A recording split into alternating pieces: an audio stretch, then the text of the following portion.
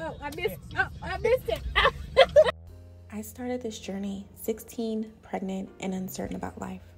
My morning used to be filled with last-minute homework, diaper changes, and daycare drop-offs. But now I'm 38. My second baby is getting ready to graduate high school. My daughter just moved to Texas to start her own life, and I'm here, left with a host of emotions. So this is a day in the life of a single mom of two. Come with me today as I process how I feel about this next chapter. For the past month or so, I've been starting my day with prayer and meditation. This really helps me mentally prepare for whatever the day has to throw at me. Like this dog and his shenanigans.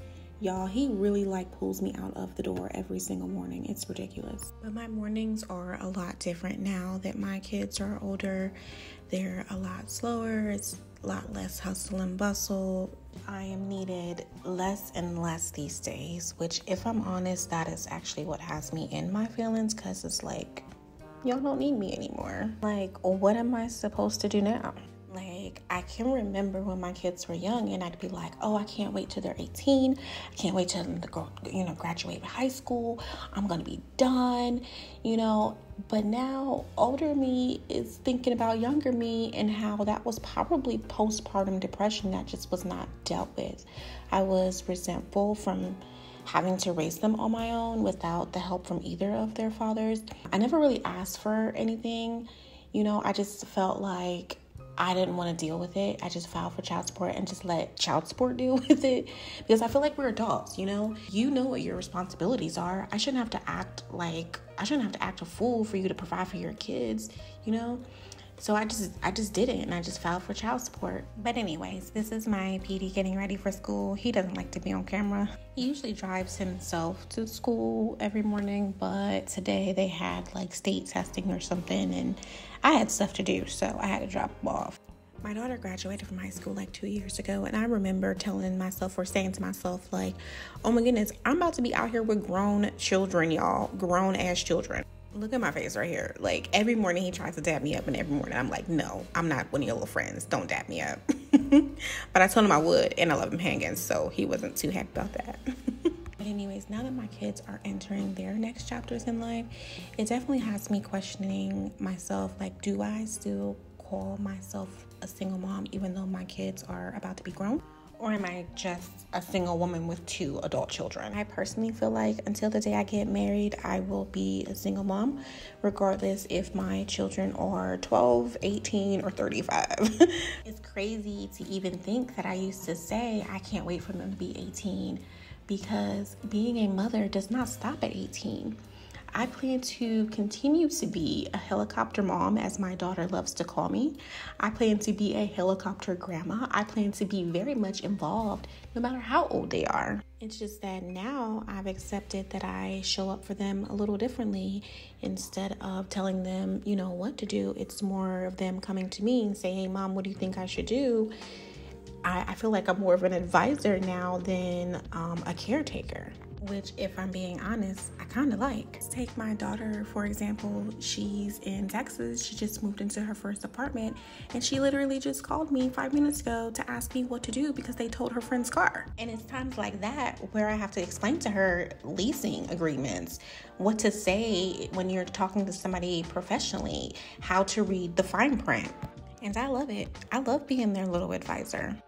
But anyways, enough about that. So here I am working on my business. My days tend to look a little differently now because I did just recently quit my job to become a full-time entrepreneur. No business is not booming. No, my side hustle has not taken over my main job. I literally felt like God was calling me to do this because I've always wanted to be an entrepreneur. I've always wanted to work for myself, and I just never gave myself permission to do that.